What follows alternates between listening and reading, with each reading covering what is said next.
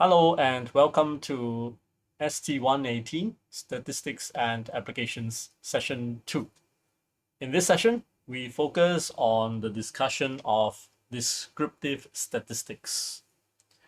In particular, we want to go into the basics of counting, yes, which gives rise to frequency, which then gives rise to what is known as the relative frequency. And of course, later on in probability discussions, we will again come back to frequency and relative frequency. And so that's why statistics and probability, even though they are quite distinctly two subjects, they are also very, very related in a very fundamental way. Okay, and we should also talk about the kinds of data that we encounter, uh, what generally would be the quantitative type versus the qualitative type. And we'll focus more on how this affects your usage, right? How this influences your ability to communicate clearly. Because descriptive statistics will be the part of statistics that you actually will be using a lot to communicate with people. And also you will be inundated, right, with and presented with descriptive statistics a lot, which means you should master the skill of interpreting, understanding such language of communication uh, as fundamentally as possible, meaning going deep down to the mathematical level. And it's not that complicated in terms of mathematics, but it's very useful to be able to understand at the fundamental level what it means, and so that you won't fall into um, some usage traps that either doesn't make sense or doesn't really communicate, right, the kind of uh, influence or effects that you want to talk about. Okay, so we want to definitely talk about the centrality of data using statistical mechanisms like mean, median, and mode. And they are by no means the only ones available. For example, percentile and all that. But we just need to talk about the centrality. That means it's a bit like the center of gravity, right? Of the cloud of data points that you gather, and we'll see how it goes in a while. And let me just tabulate another important point, which is the dispersion of data. How spread out is the set of data? How nebulous, right? How low density it is. We don't talk about density of data, right? When I say density, it feels like a volume of points in the cloud, in the space, right? And in three-dimensional measurements, yes, is actually what it means. But the right usage is not density. Rather, we use the term standard deviation, right? We use variance, and we also can frequently use the coefficient of variation.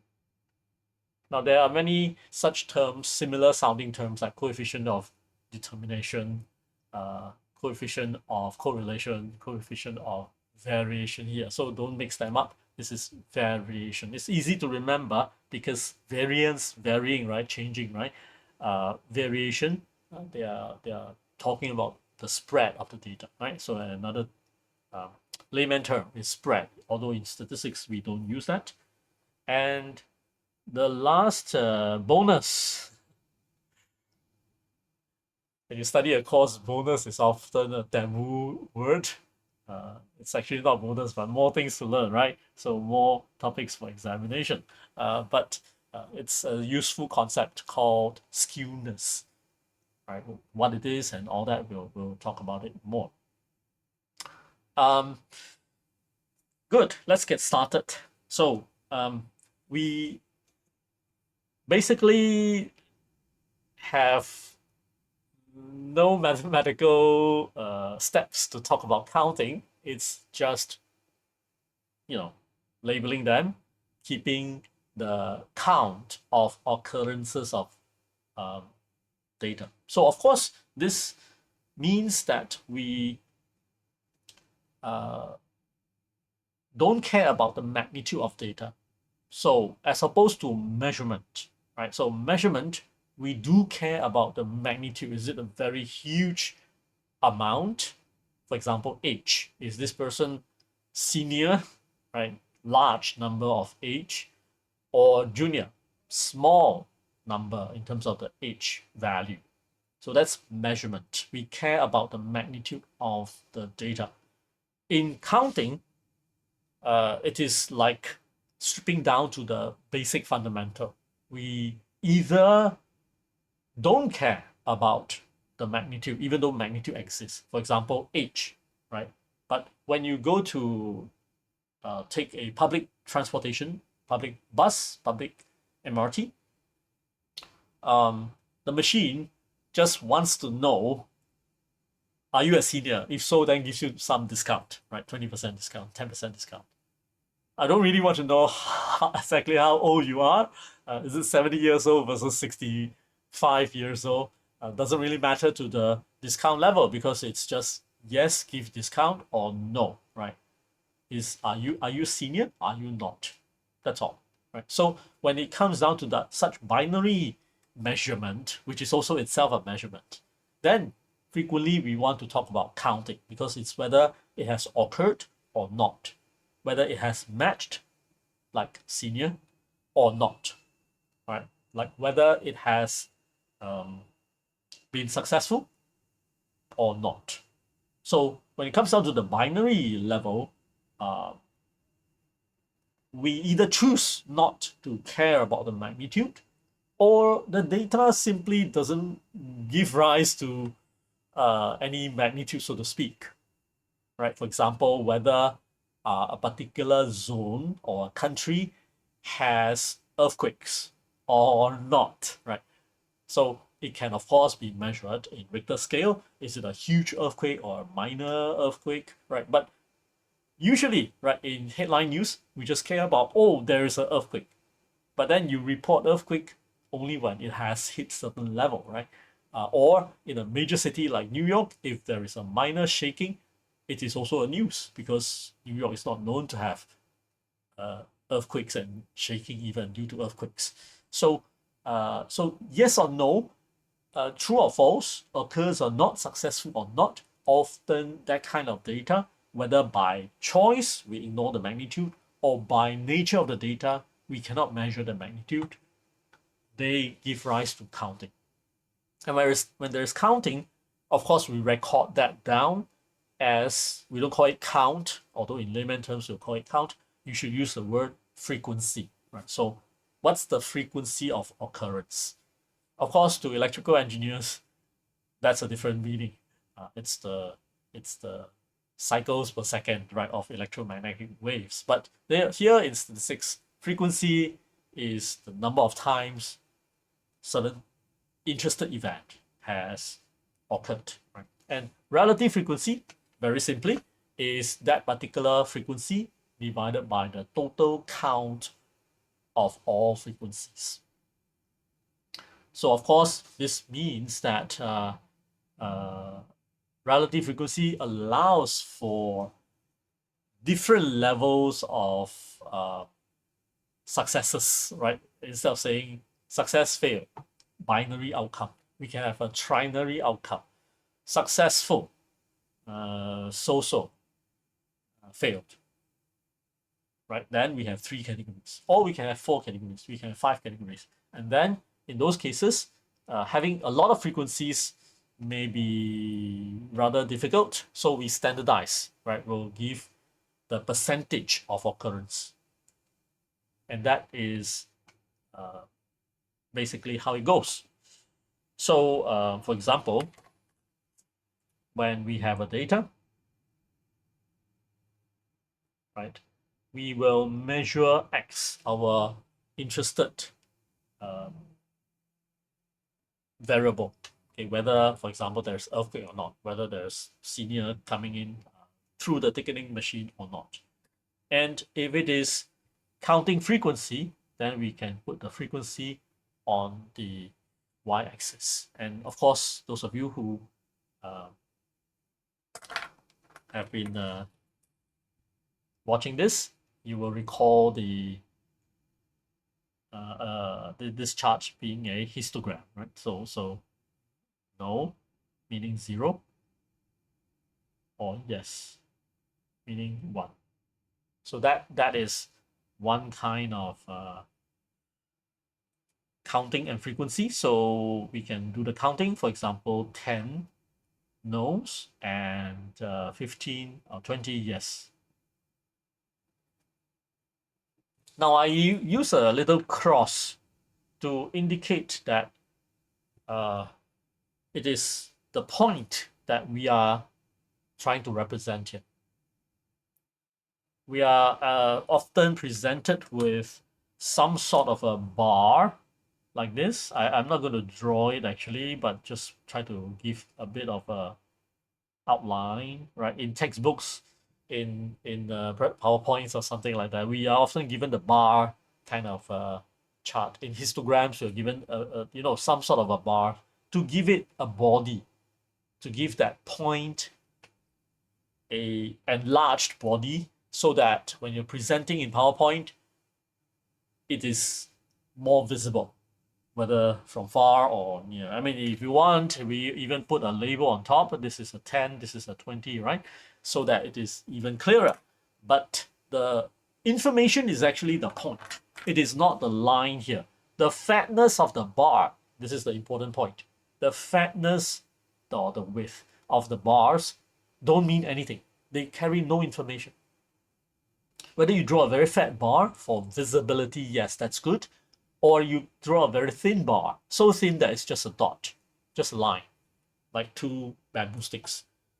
They carry the same information. Of course, as audience, we prefer to look at nice, easily visible fat bars, right? And preferably with labels, but those are decorations. Just so you understand that the actual information is just the point.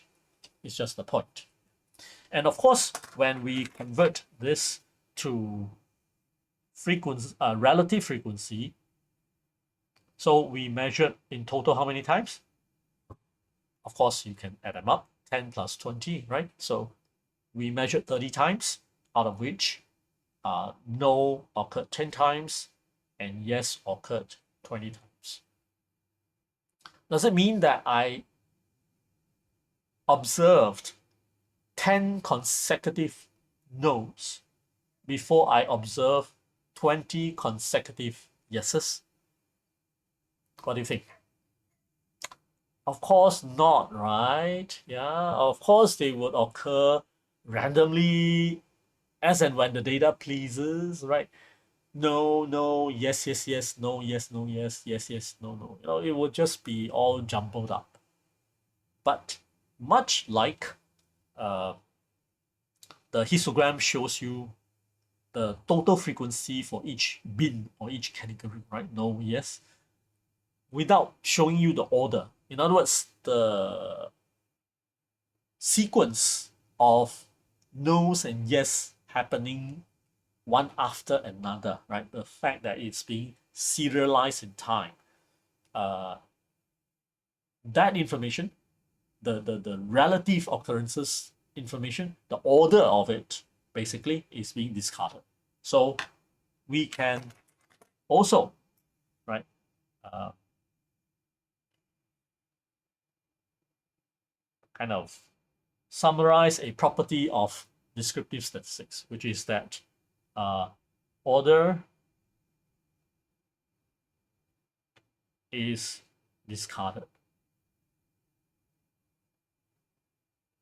It means the data sequence order, right? The data sequence order is being discarded. Which one occurs first? Which one occurs second, third, fourth, fifth? Usually the first, second, third, fourth, fifth is also um, corresponding to certain time stamps because time will be linear and it will stretch out the measurements, right? We take time to measure the second occurrence, third occurrence, and so on. It's being discarded. So the order, the sequence is being discarded. We only care about the aggregate count. And that happens, or rather, it's a property of all the descriptive measures that we are going to discuss here, and also those that we don't have time to discuss, right? They throw away the sequence. And that is the, either you call it the power of statistics, it doesn't get messed up by the sequence, or the characteristic of statistics, it purposely doesn't care about the sequence. Yeah, so remember that the order is going to be discarded, right? So that will also percolate down to the formulas that we use that will not be sensitive to sequence. What does that mean? For example, minus is sensitive to sequence. 3 minus 4 is different from 4 minus 3. But plus is uh, not sensitive to sequence because 3 plus 4 and 4 plus 3, they give you the same result. Right?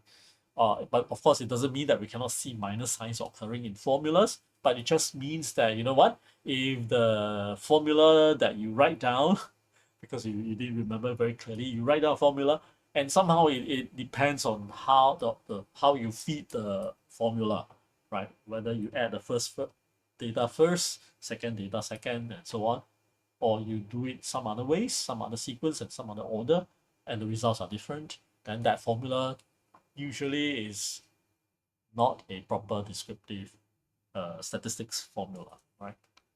So let me just finish up this part about relative frequency. So the x-axis is the variable we are measuring. The bins, the labels on the bins, right? Whether it's number or labels, they represent the levels, right? The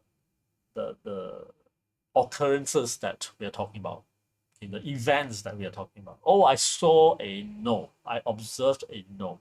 I observed a yes. So in statistics, we call that an event. The event that no has been observed. The event that yes has been observed. Now, of course, it's a very roundabout, odd way, not typical English usage in daily lives. So if you're looking at this the first time, in order to, well, instead of saying, I saw a no, I saw a yes, right? You have to go about saying, I observed the event no, or the event yes has occurred 3 times, something like that. Yeah. So you need to just phrase it that way. So the frequency, of course, will drive the relative frequency. Oops, I should put relative frequency. Right. And all it takes is to take the frequency divided by the total frequency, which is 1/3. All right. And this will be 2/3, right? So 6,667. And of course, same thing. The actual information is that height, right? The point on the chart, and any decorations, I would call them, right? To fatten the bars and color the bars and label the points. They are just to help convey the information more clearly, more unambiguously, so that as audience you sit in the back, far back of the boardroom, right, and someone is presenting it, you can still see the bars and the charts clearly, and you can tell the relative heights that, oh, this yes bar is twice the height of, yeah, the first bar, the no bar. So relative frequency, very useful, especially when your frequency gets into a very large amount, like 20 million. Of course, you can use the M to represent 20 million, but you know, then the count here will be like 16348,449.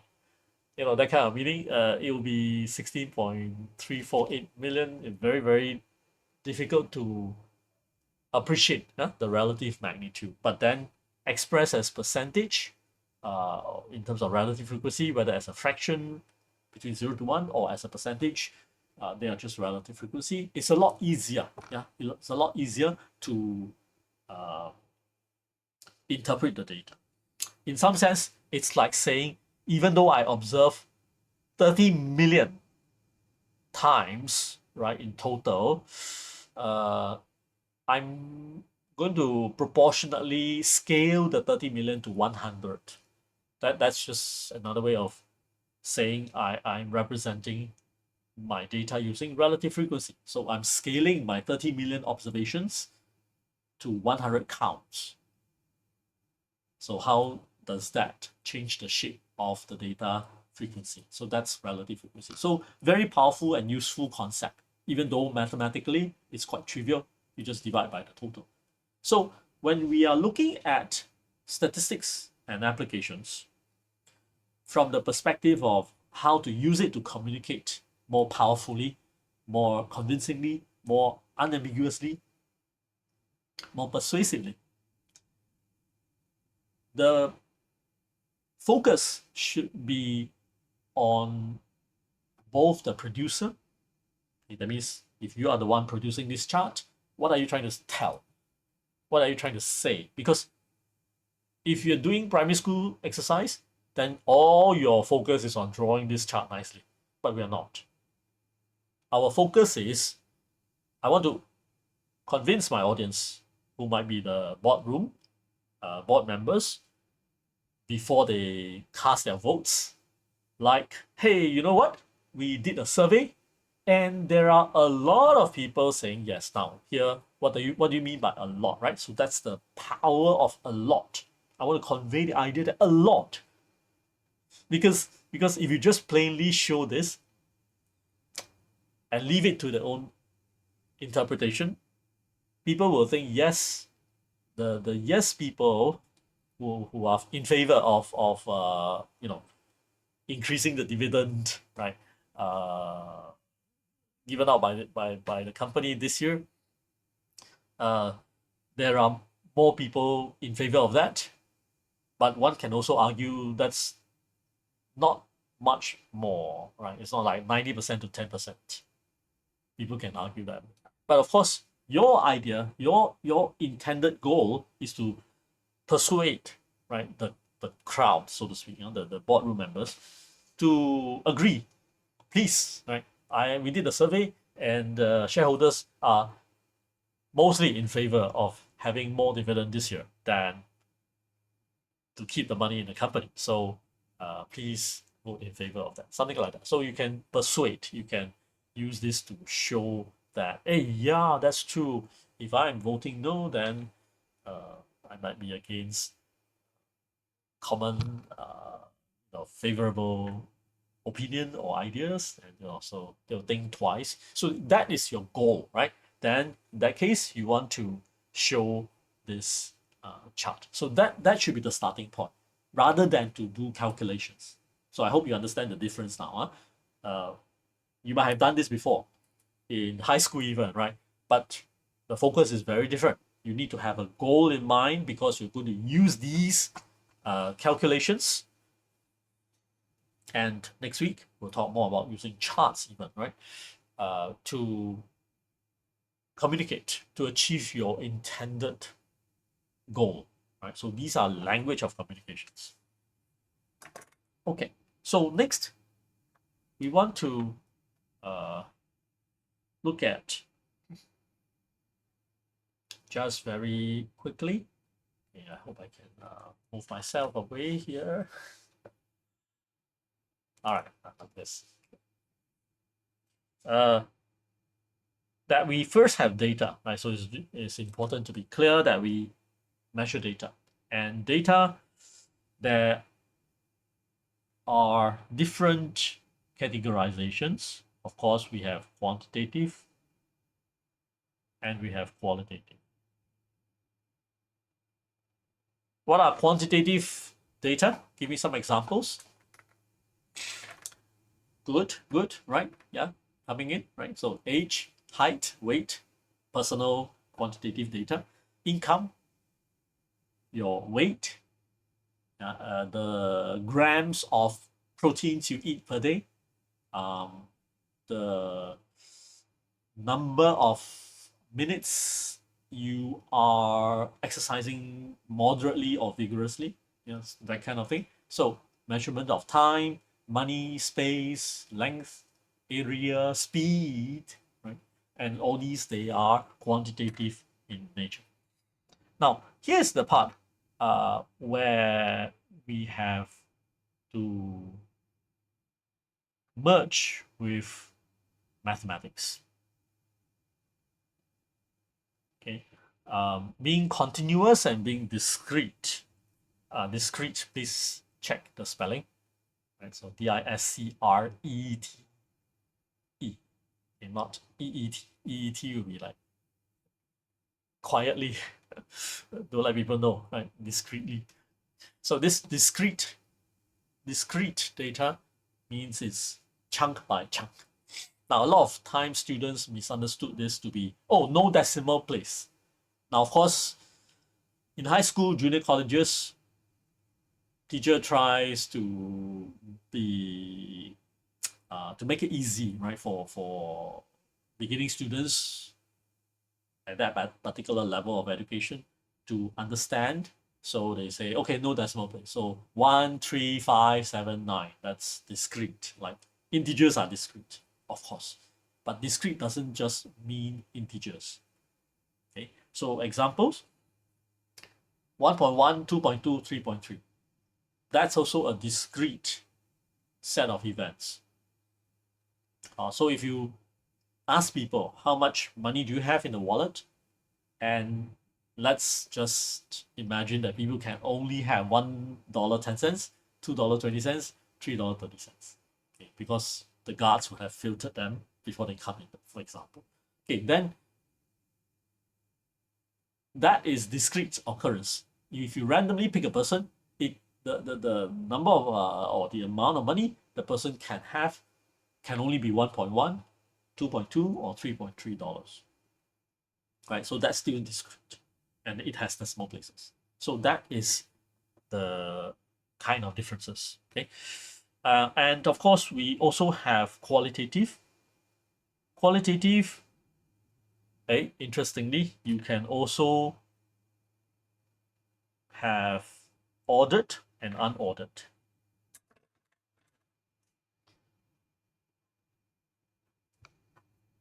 Okay,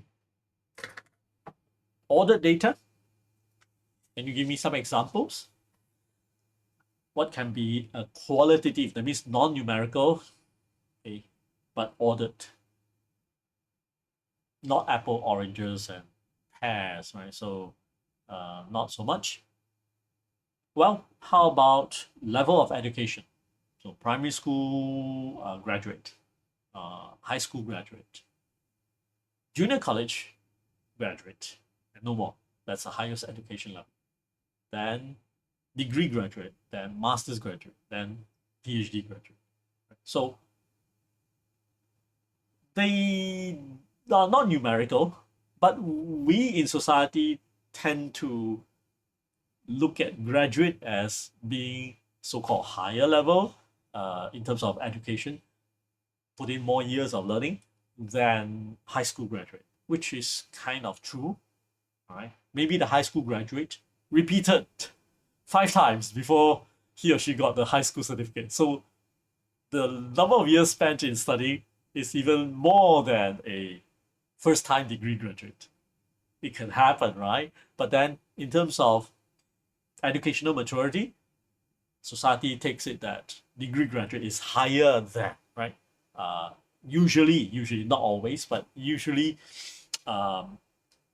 manifest in the form of the income that you can generate or acquire, right, from the job market. So ordered qualitative data, the certificate level, that's ordered, not because we ordered it. There are other places, for example, airline flights. we typically think of business class as an upgrade from economy class, right? So even though they are not comparable, they can be compared, right? So ordered just means can be compared. There is meaning, all right, in comparing. Hey, you are sitting in a business class, so nice, so luxurious. I'm just sitting in a economy class. So you can compare. It makes sense to compare. That's the kind of data that we are getting when it is ordered but qualitative. What about unordered? Oh, that's the common understanding. Like, what's your favorite sports, right? Badminton is not comparable with table tennis, not comparable with running, not comparable with swimming, and so on and so forth, right? So they are just categories that people prefer. That's all. The categories themselves cannot be compared.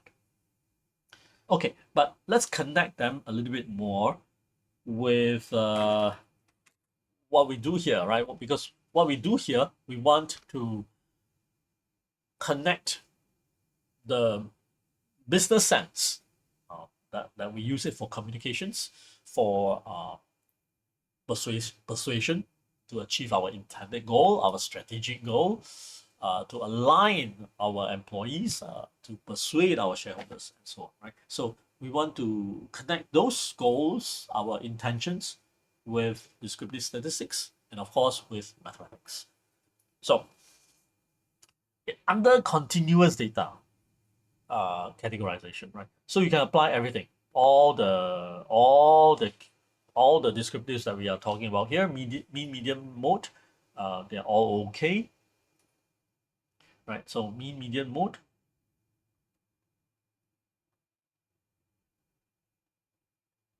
all applicable. For discrete, right, we will say that mean and median may have meaning or may not.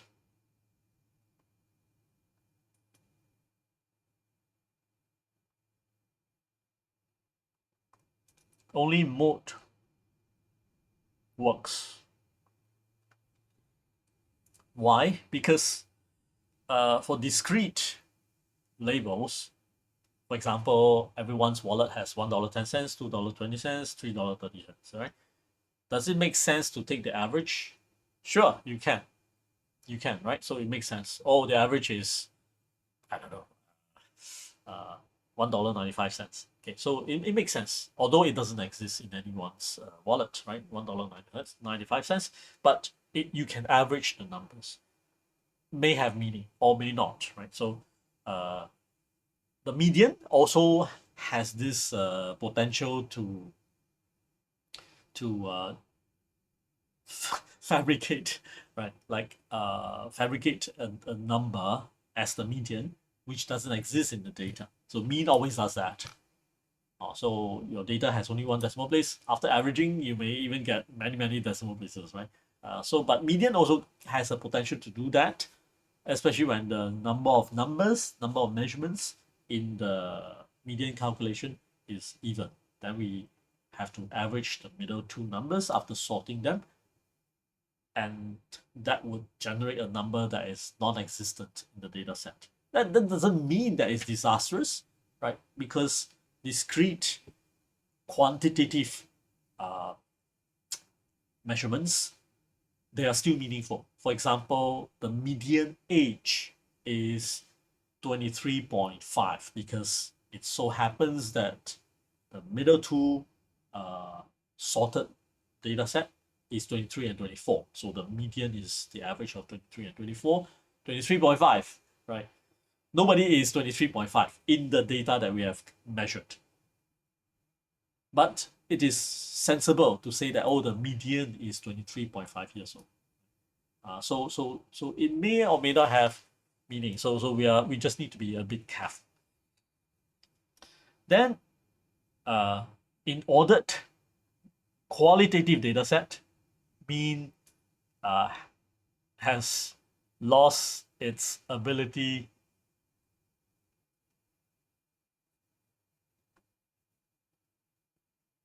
to tell us information. So mean isn't working anymore. Similarly, all the other measures like standard deviations, variance, coefficient of variation, all these will be dependent on knowing mean. And so if mean stops working, all these measures don't work. Stops working also. So then we don't use mean, right? What do? We use frequency, we use median, right? We use use median or mode, right? So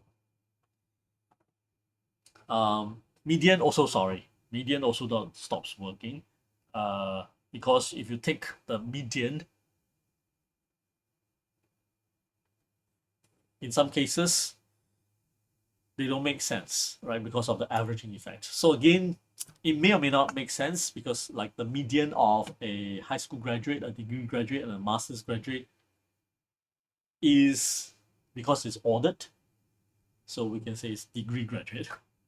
Right? But if you add another PhD graduate, then you need to average degree and master's graduate, which ends up having nothing.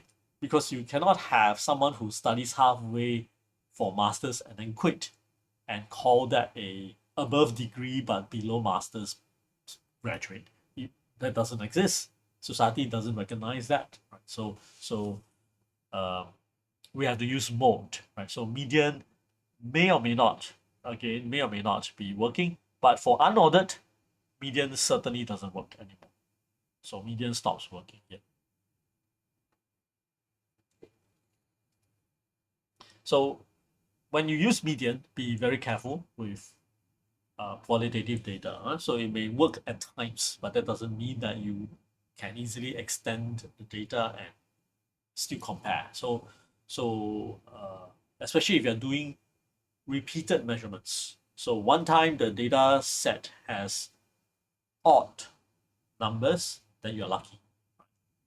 So like high school graduate, degree graduate, master's graduate. Okay, so odd number, you're lucky. So you use median. See, the median is a degree graduate. So it works, right? But then when you redo it, somehow, you extend it to even number, a larger number, because you have to do a more reliable study, and end up it was a even number sample set. Then what do? You will be in trouble because you cannot compute the median and cannot compare with the earlier study. So that will put you in a fix, right? So again, you want to be careful. Try to avoid using median. So these are the things to watch out for when you can understand and appreciate the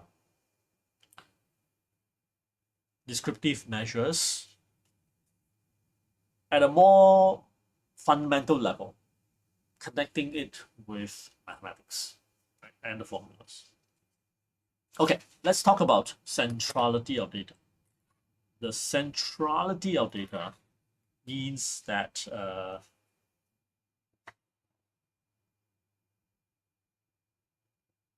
we are trying to find the center of gravity of the data set, data cloud, data volume, right? Centrality, just like center of gravity, the point center of gravity is to represent the entire mass. That's what we study in physics, right? The whole mass is as if they are all focused at the center of gravity. So find the center of gravity, and that point itself can be used for calculations, various calculations, so that we don't need to worry about how big the sun is. Just find the center of gravity of the sun, and then we can use it to perform various calculations to predict the position of various planets and all that stuff, right? All the calculations. So we just need to do a point calculation. That's the center of gravity. Of course, what we learn, maybe in high school, we play around with things and experiments. We also find that the center of gravity, when you balance it at the center of gravity, you can, because the masses are exactly equal on both sides, right? Yeah, so that's the idea. We want to find that number to represent all the numbers. What does that mean in real life? You're trying to summarize, right? It's a summary of 10 data points, 1,000 data points, 20 million data points can all be represented by one number. And they are your choice, right? But you need to choose carefully and meaningfully. Mean, median, and mode. Mean is the average. Mean is the average. So, uh, mean, we typically use mu as the population mean and x bar as the sample mean. So mu is 1 over n. We sum over all the numbers, xi's, right? And then divide by n. Then we don't need a bracket here because xi is related to I, so we know xi is in the summation. So the summation here, okay, those of you who are new to this, summation here is to say that we start with I equals to 1, so x1 plus I equals to 2, x2 plus x3 plus x4 until xn. We add them together because it's summation, right? Then divide by n, the number of numbers in the data set, in the population. And what does happen is that we also sometimes have tabulated data. Tabulated data could be could look like this. Summation of the j's.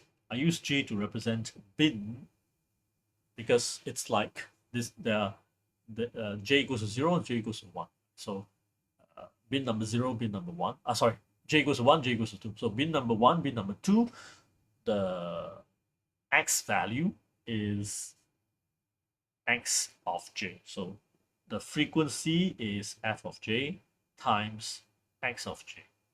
Now the formula starts to get a little bit looking like more complicated, more because we're trying to be very precise about things. So instead of saying the numbers add up, 2 plus 5 plus 7 plus 2 plus 1 plus keep on adding up, then divide by the number of numbers. This is equal. Equal means they are exactly saying the same thing, except that the data is being packaged differently.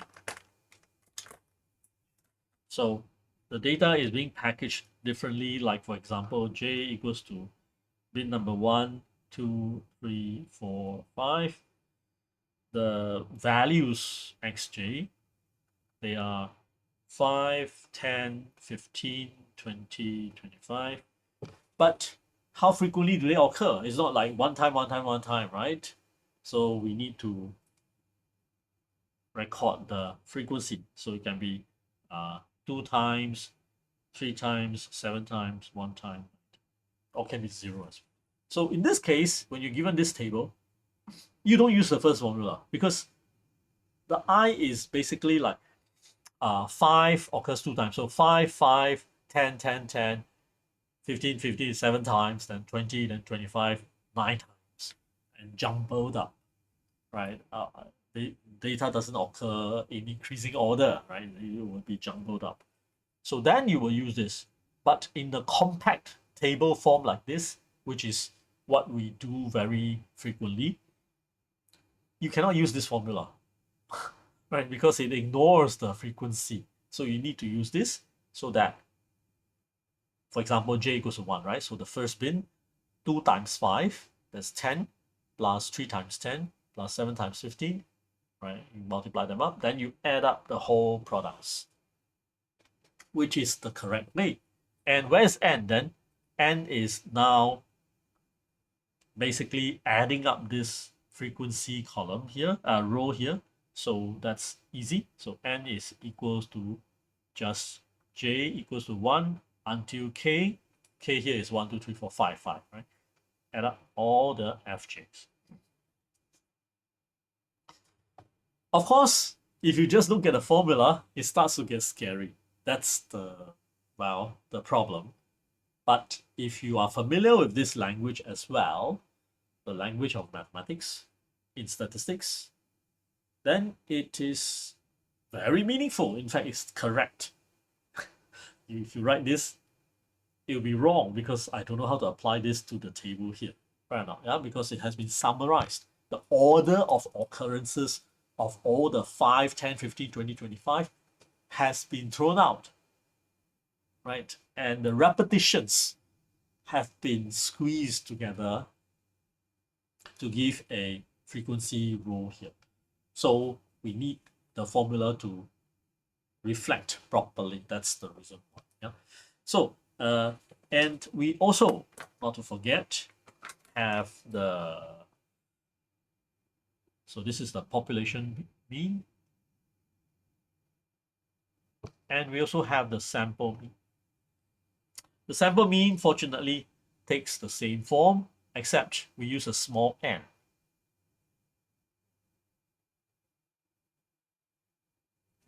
Okay, takes the same form, which is why when you perform average calculation, right, and you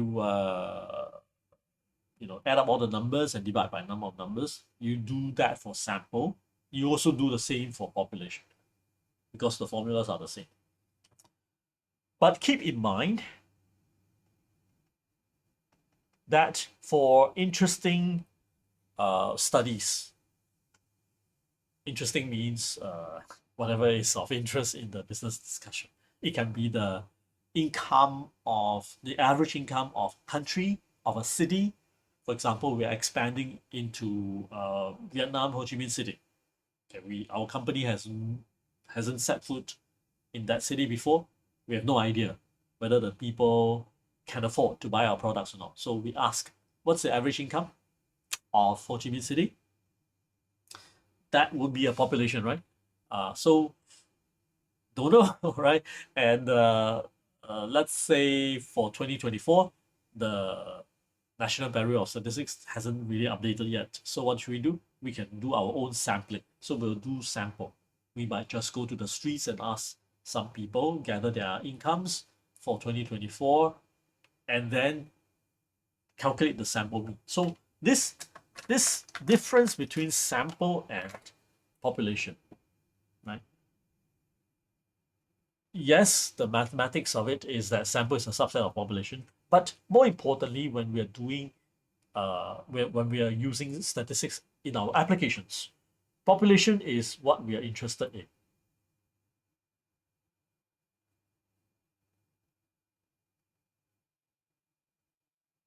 Right? But not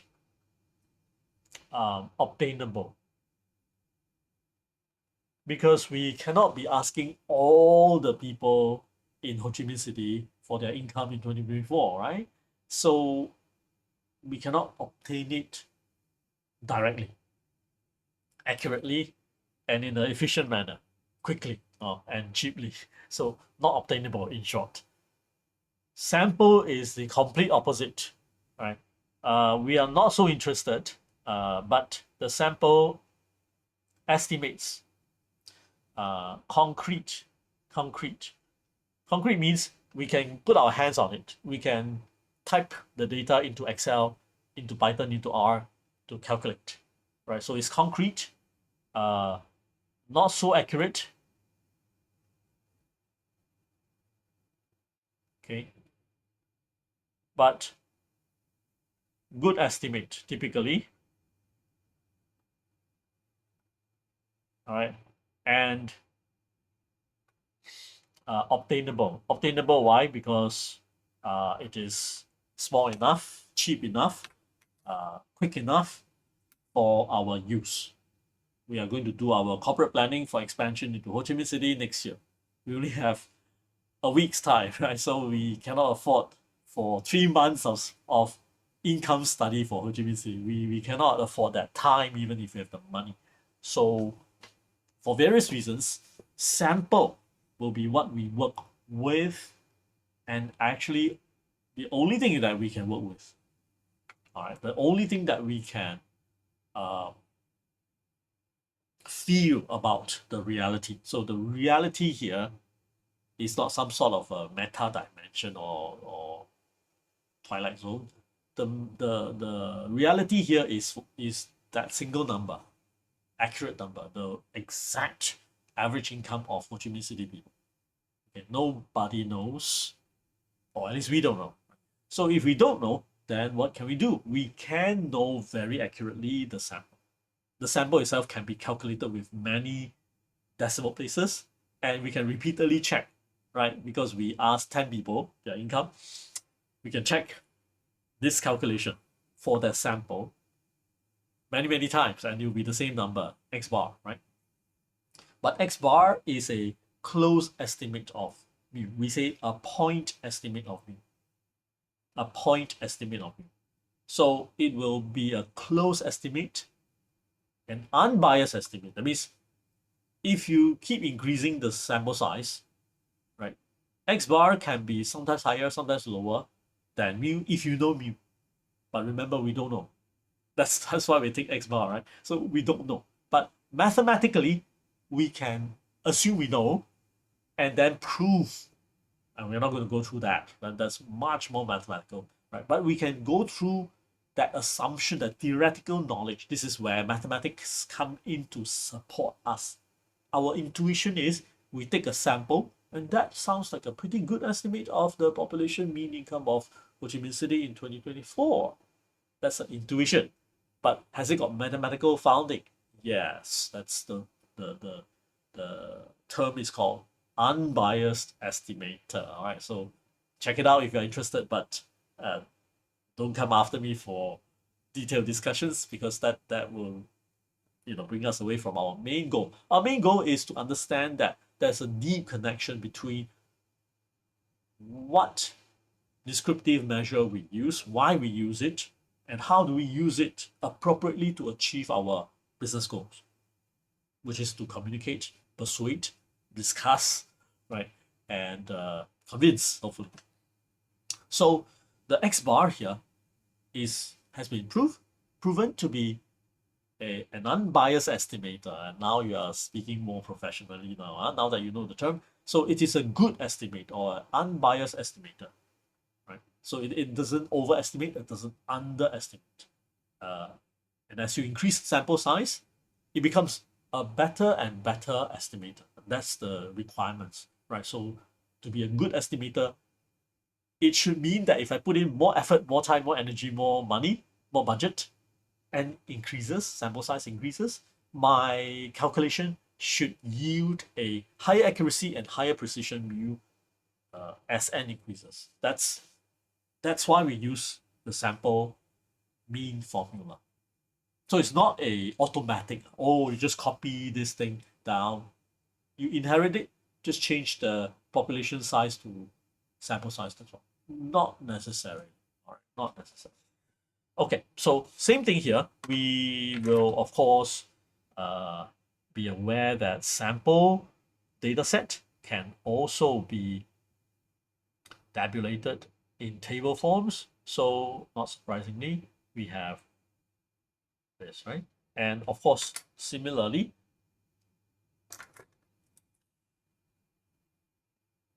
right, the n is the sum of all frequencies. So very straightforward. Now, if we have an example quickly, such as this.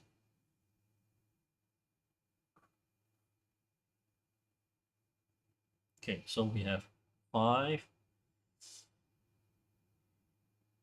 10, 15, 20. All right, so as not to create too much data and then have very complicated calculations. So we have a 3 here. Then we can have a 4 here. And then a 2 here. And then a 1 here. All right, so good. So that's 4. That's 3. That's 2. That's 4. Okay.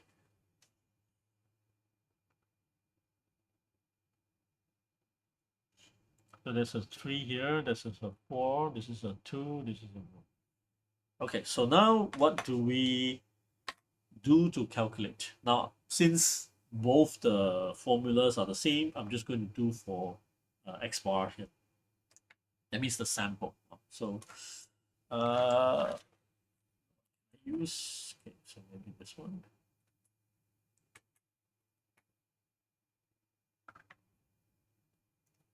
Okay, so the x bar is going to be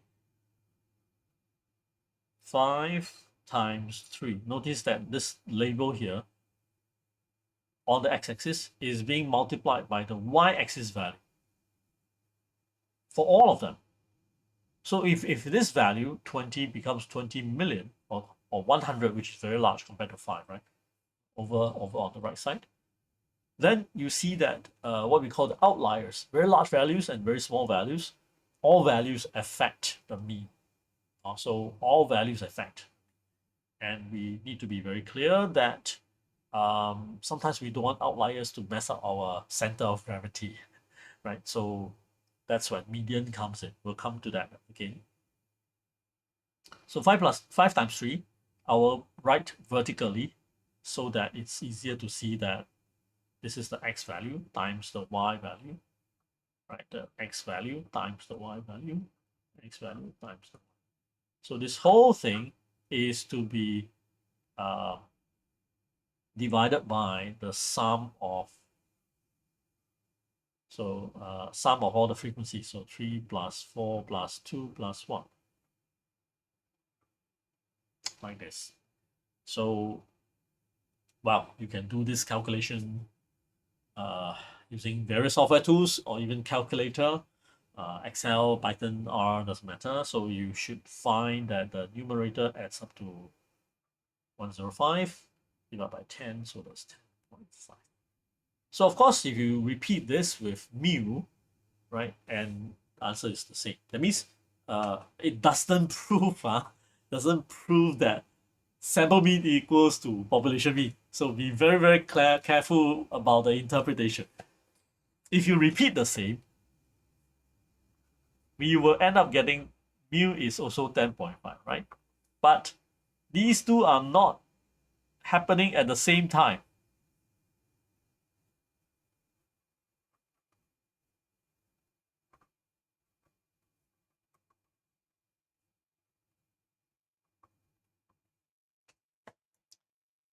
Right, so just because the formulas churn out the same numbers all the time doesn't prove that the concepts are the same. So this part is very easily tainting the understanding of many students here. So if you have understood the formulas so far, that's good. But doing this calculation doesn't prove that sample mean is always equal to the population mean. We'll be in trouble if that happens. We'll be in trouble because we just calculate the sample mean, we declare that that is population mean. Then what's the discussion about? Population mean is very challenging, very costly to obtain, very time consuming to measure. Contradicting, right? Yeah. So what this means is if you treat this data set as a sample, if you treat it as a sample, then your x bar is 10.5, while the population mean, the actual mean, the mu is somewhere there. I don't know, maybe 10.779, maybe 9.887. Who knows, right? Nobody knows. That's the correct understanding. What about this one? If you treat this data set as population data, and why can you do that? It's not up to you. It's to say that you have spent all the money, time, and everything to measure the entire population. And in this case, your entire population is the 10 neighbors in your condominium building, for example, in your neighborhood. Suppose you are doing a personal project. You're trying to understand my neighborhood, what's the average income. All right, okay, that's a little personal, small scale project. The population size is 10 neighbors. You define, right? So that's your own experiment, that's your own project, and you only have time for 10 neighbors. So you define my population to be 10 neighbors. Then that's fine. Then you say that my population is represented by this histogram, this table. Calculate the population mean. Then yes, then your population mean is to run through the same formula, but coming up with 10.5 is directly your population mean. What if I say I sample and my sample size is 10 and I randomly pick, somehow I uniquely pick every single one of them possible or impossible, then yeah, your sample mean is going to be just like your population mean. But if you try again, suppose your sample size is 5, because your sample size doesn't need to be always equal to the population size. So if your sample size is 3, then you get 12.5. Maybe you get 17.9, right? Or whatever it is. You get some 15, 20 people over here, right? So if you pick them, then your X bar can be 12.9, 17.5, 13.6. It will be different from your population. So these two numbers don't exist at the same time. All right. And even if it exists, it happens to be the same. It is just coincidental. For example, maybe, right, Ho Chi Minh City annual income is actually 10.5 thousand US dollars. Maybe, right? Suppose somebody really, really knows this.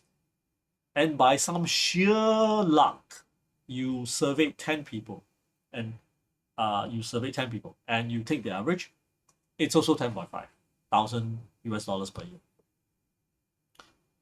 But you wouldn't know, because if you know, why would you even sample? Correct or not? If you can say, why don't you ask the person who knows? Well, if I can ask the person who knows, then why do I sample? I directly say I know mu to be 10.5, right? And imagine in the actual situation, if you ask the actual person who knows this mu number, how did this person or this organization, most likely, how did this organization get to know this number so accurately? They would have surveyed, right, interviewed, collected data from each and every Ho Chi Minh person working there, which would have taken a lot of money. Do you think the person will, the entity, the organization will give this number to you free of charge? They will charge you money, right? And probably a very costly one. So just imagine it's not free information. If you can afford to buy that, of course you will buy, and you wouldn't have to do your own sample. So be very, very careful about the underlying meaning. Don't just sink yourself into the mathematics and then reverse conclude in a very strange way. Sometimes, yes, we derive insights from mathematical guidance. For example, the unbiased estimator that we talked about just now.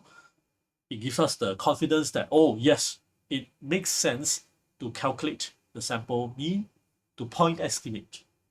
In other words, to guess with some acceptable error the population mean, because it will help us to plan, to price our products in an affordable manner in the new city, right, that we are expanding into. But certain calculations, especially when you hit the end result, numbers being the same, they don't imply the concepts are the same. And even if the numbers are the same, no matter how you change the data set, right? Because the data set will go through the same formula and end up always giving you the same number, no matter how you randomize the data.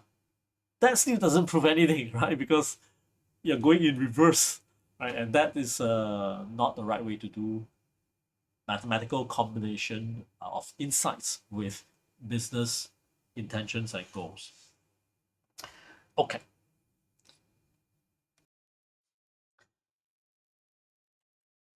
We can extend the discussion a little bit since we're on the topic of population mean and sample mean, right? by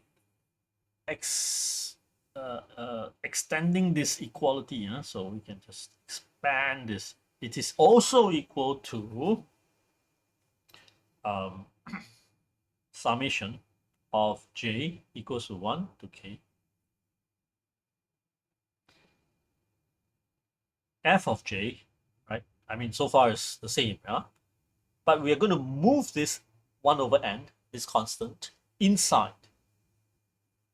It's kind of like the reverse of what we do, right? Frequently, we'll take out the constants so that we can simplify something inside. But in order to give us some insight, we're going to move this constant term, 1 over n, inside.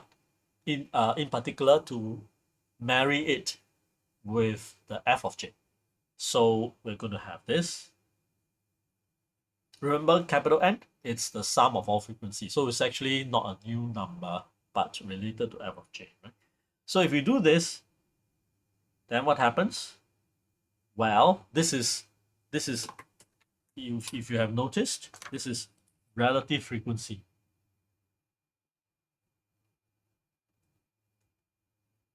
Yeah.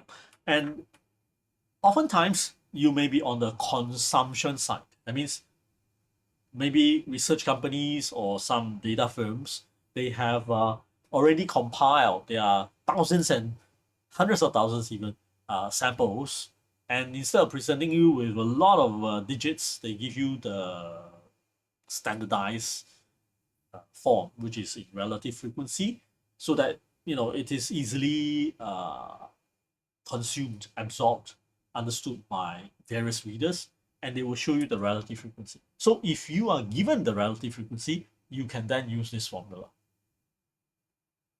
Of course, it's not deep mathematics, but it just goes to show that if you're shown with relative frequencies, you might have to worry about, hey, but I cannot calculate the mean because I don't know the frequencies themselves.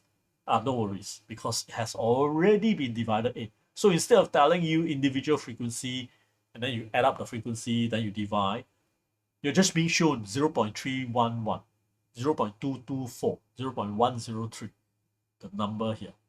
All right, so you just use that to multiply by the xj for the label of the bin, add them up, that's it. You don't even have to divide by anything because it has already been divided.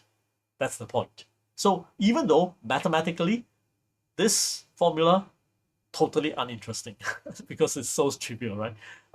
But in real life, it is very useful to understand that relative frequency helps us to just directly multiply by the x label, add them all up, that's all. Because the relative frequencies will add up to 1. So the weights will be complete. That's all. Okay. Now, we are up to this point, and we are so close, right, to another very, very related measure, but we will talk about that later on. However, since we are here, why don't we just also bring in the idea that this could be inferred as, let's put it that way, inferred as the probability of x equals to xj. That means the chance that our measured variable is equal to that label, the probability, is the relative frequency. Now, this thing is by declaration. Now, this will, the way I phrase it, it will challenge your understanding a little bit, huh? I say by declaration. That means it is not a mathematical given. Somebody must declare that I say now our relative frequencies, the 0.333, the 0.667, our relative frequencies will now become the probability. I say so. Somebody has to declare that. Okay, you got it so far? Why? Well, because why would relative frequency concept be the same as probability? Okay, this has got to do with the idea of probability. We'll talk about that more in a separate session. But right now, you want to be clear that relative frequency is what you measure has happened in the past. They are facts. They are historical. Historical means in the past, not ancient past, but immediate past. Right? Their relative frequency is the data you have measured, and then just standardize them, massage them a little bit, and present the numbers, frequencies. So they are facts, they are historical. Probability, very, very opposite, right? Is future. Hasn't happened yet. That's why there's probability. What's the probability that you are watching this video? One, right? It has happened, it's happening now. So yes, you can say it's one, but also it's not interesting. What's the probability that you will watch the video discussion on probability itself? Since you're not yet watching it, then we can talk about the chance. Right? I hope it's 100%, but because it's future, we are not certain. Then there is a chance that it will happen, right? Of course, the chance can be zero. Then it will not happen. But we don't know. We don't know. So there's a chance that, okay, maybe it's 50-50. Then you say the chance is 0.5. So long as it's in between 0 to 1, then there's interesting, right? Then there's a chance. So the chance that X will be happening as XJ, somebody says, is having the same proportion as what I've observed in the immediate past. Okay, you got it? Like we are making, or that person who declares this is making this very bold, sometimes reasonable assumption that the immediate past percentage of events happening for X is going to be the same in the immediate future. Can't say about far future. Okay, but immediate future, somebody is declaring it to be the same. That's why I say by declaration. Of course, in real life, it will not be worded so explicitly, so vulgarly, that I hereby declare that my relative frequency will become the probability spread. Not so, boldly and outrageously. But typically in a quiet, sometimes even irresponsibly quiet way, people will just dish out their relative frequencies, but they don't call it relative frequencies. They directly change this y-axis label to probability.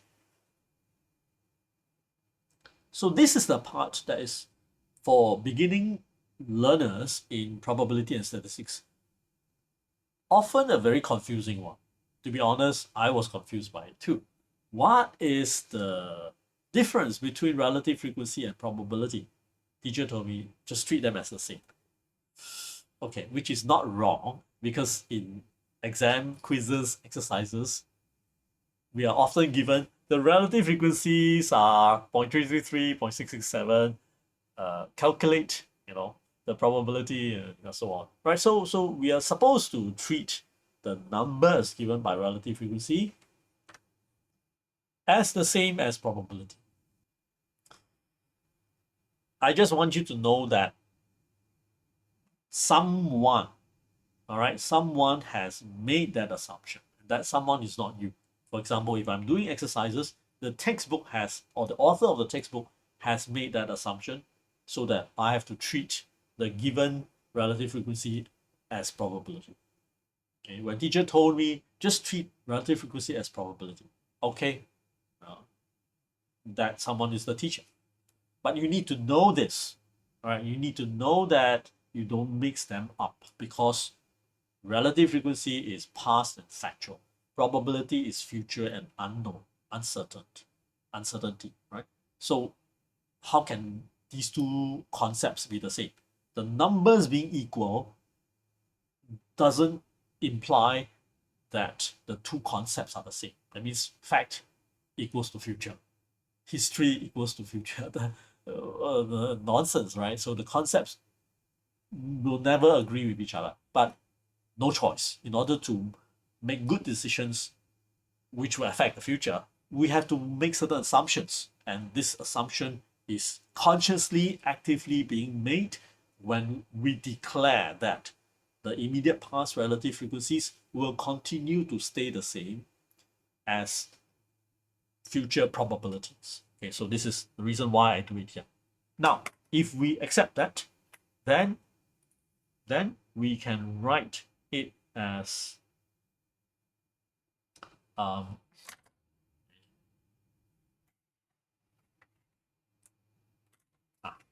so then we can write it as p summation of j equals to 1 to k p of x equals to xj times xj itself.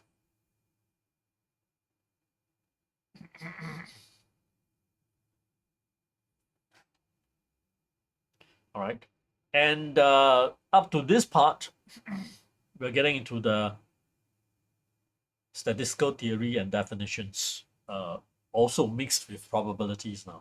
And there is another sort of interesting term to take note of, and this is called the expected operator of x. So writing e of x alone implies this whole thing. And then by declaration, we can change or approximate or equate the probability with relative frequency by declaration. Somebody must assert that. Then we can perform the actual numerical calculation and we get this number. Okay, so in a way, we can say the expected value of x is 10.5. That is true for the mu. Okay. Now, for the sample, okay, we cannot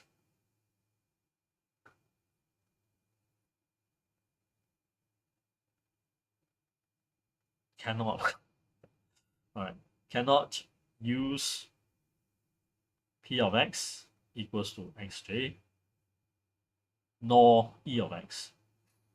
So this part, be very, very careful. Right? Cannot.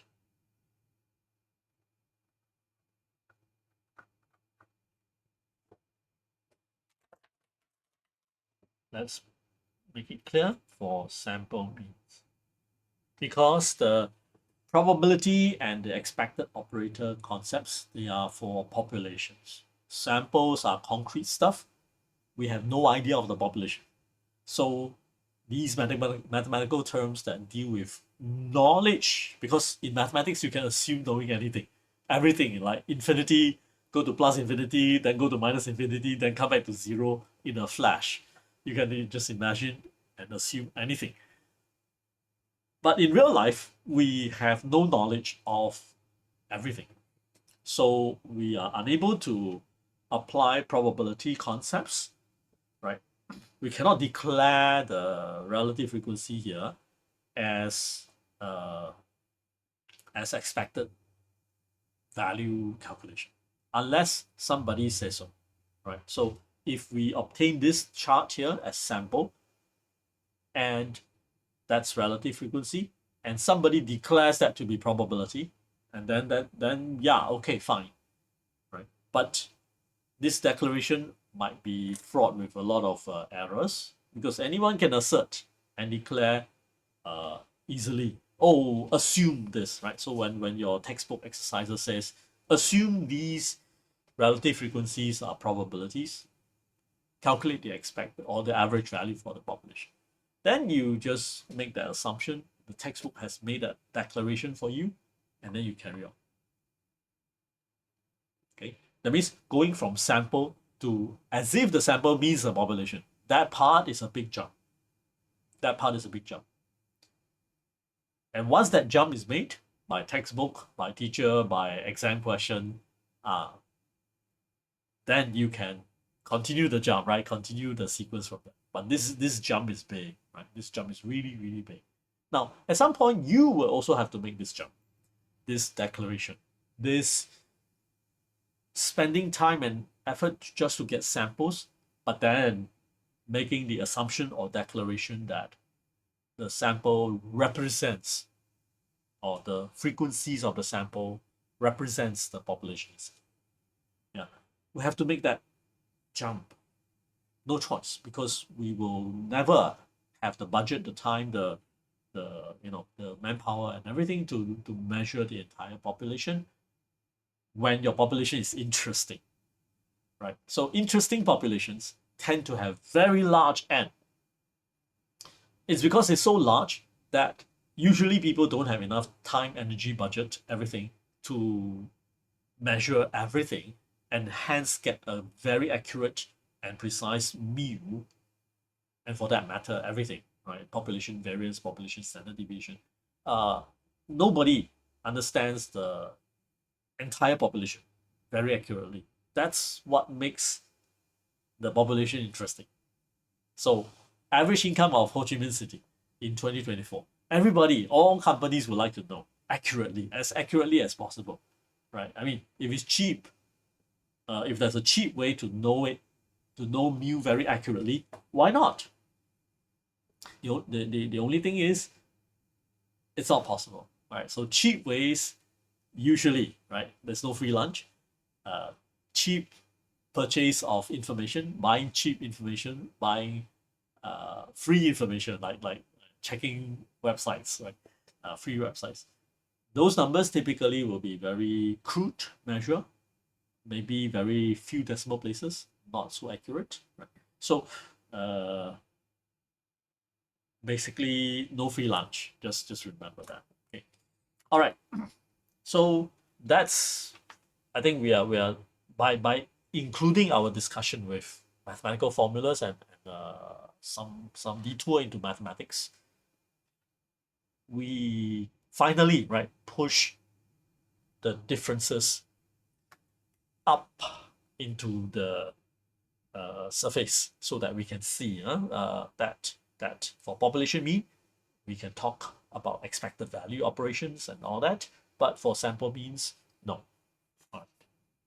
And that kind of distinction means for population parameters, whether it is standard deviation, variance, whatever it is, we can talk about statistical terms like expected value and all that, and probability.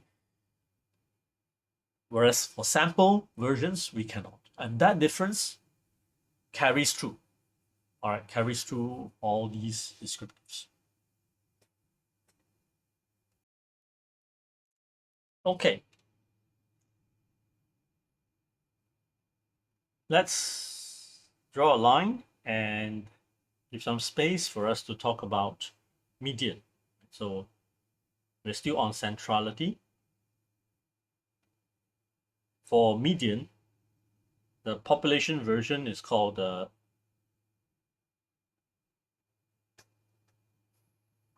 eta. And this symbol, unlike mu, is less commonly agreed upon. I mean, it has been used, but some textbooks will just call it median or population median because the context is clear, right? And we'll just stick with eta, right, for simplicity. And eta, being a Greek letter, Greek letters are reserved to describe population parameters. So by parameters, we are talking about different summaries of or aspects of population. For example, population max, population mean, population minimum, min, all right, max and min, population mean, population median, and we'll use Greek letters to label them. Whereas for sample, we'll use the alphabet. So X bar, the bar is again typical annotation here to describe the mean of a sample of this particular set of data. So for population median, well, there is no simple way to describe it mathematically. We can, but it's actually, I tried, but it's actually much more complicated much more, how do I put it, not complicated,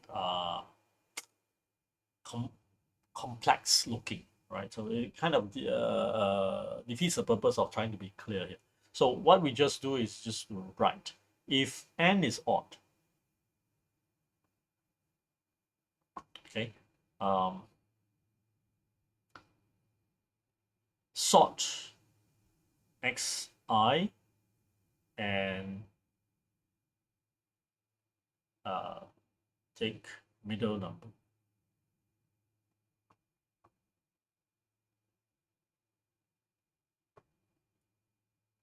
Okay, because for example, if you have 3, 2, and 4, 3, 2, and 4, right? So you sort them 2, 3, 4. Then you take the middle number, and the middle number, because the number of numbers there is odd, so the middle number is always very clear. It's just that number. So that will be good because median reports a number that exists in the data. However, 50% of the case, n will be even, right? Okay, so here we sort xi also, but we'll take average of middle two numbers. Because like 3, 4, 4, 5, after sorting, we have 3, 4, and 4, 5. So what number do you report? In this case, 4 and 4, of course, there's no dispute. The average is also 4. But what happens if it's 3, 4, 5, 6? Then you have 4 and 5 in the middle. And if you report 4, it's biased downwards. If you report 5, it's biased upwards. And remember, it can be 3, 4, 5,000, and 5,001. Okay, then if you report 4, that's way below, right? If you report 5,000, that's way above. So what do you do? To be unbiased, to be neither leaning on the low side nor the high side, we take the average, right? So 4 and 5, we take the average, 4.5. 4 and 5,000, we take the average. So it's what, 2,502. That sounds more like it because if 2,502 is a lot higher than 4, then we know that there are 50% of the numbers that are even higher than that, right? So that will be a fair representation. What fair here? The fair here is going to translate into various other adjectives in real life in business situations. Because what we mean by fair or else unbiased, not leaning on the low side or the high side, being unbiased, it's not just trying to be so-called fair and fair to people, no, but so that our numbers are neutral, all right, so that the formula that gives rise to this median number is not known to be siding the low numbers or siding the high numbers. So that when we say, for example, the median income of Singaporeans, okay, is 50,000 US dollars per year, for example, then we know that this number is not overestimating, not underestimating, because we know the formula for median is neutral, right? It is not tending to be a large number, not tending to be a small number. Now you might ask, of course, isn't that very natural? Suppose I tell you median is calculated whether n is odd or even, you sort xi, then you take the largest number, the rightmost number. So which is another way of saying median equals to max. Suppose in this small discussion, right? Just to illustrate, just to contrast. What do you mean by biased? If I take max to be the descriptive to describe the income of Singaporeans, then what happens? Of course, the highest income could be, I don't know, how much is that? 30 million per year? Okay, 30 million per year. Now, the producer of this descriptive, me, I'm using a biased descriptive because it is trying to take the largest value, right? Trying to, I don't know, does it trying to give the sense that Singaporeans earn a lot, right? Because other people might read it as, wow, most people earn $30 million per year. That, that kind of impact. If you read the details, the footnotes or the paragraphs that describe this descriptive, of course it will explain clearly, right?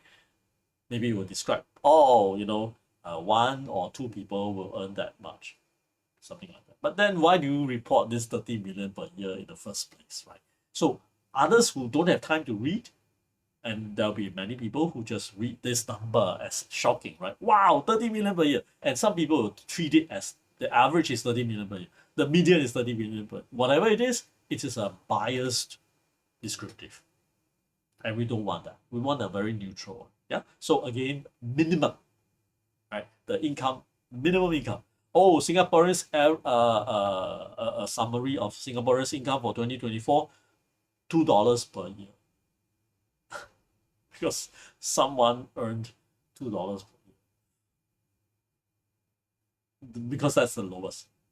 So if my descriptive is minimum rather than median, then of course people who read this will be, what?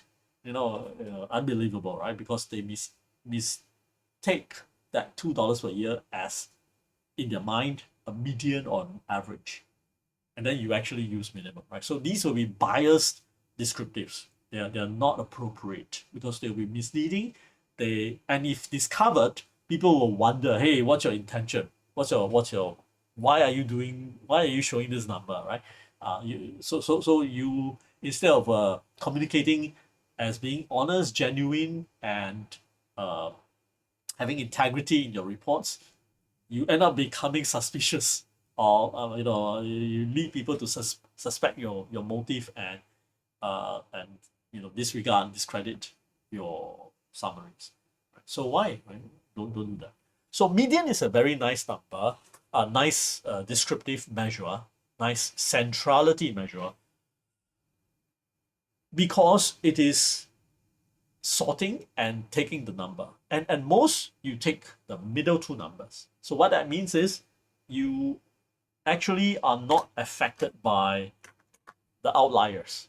So we tend to be a bit scared of the outliers, because outliers tend to mess up our descriptives. Descriptives are summaries of data, like summaries of the population data, summaries of the income, for example.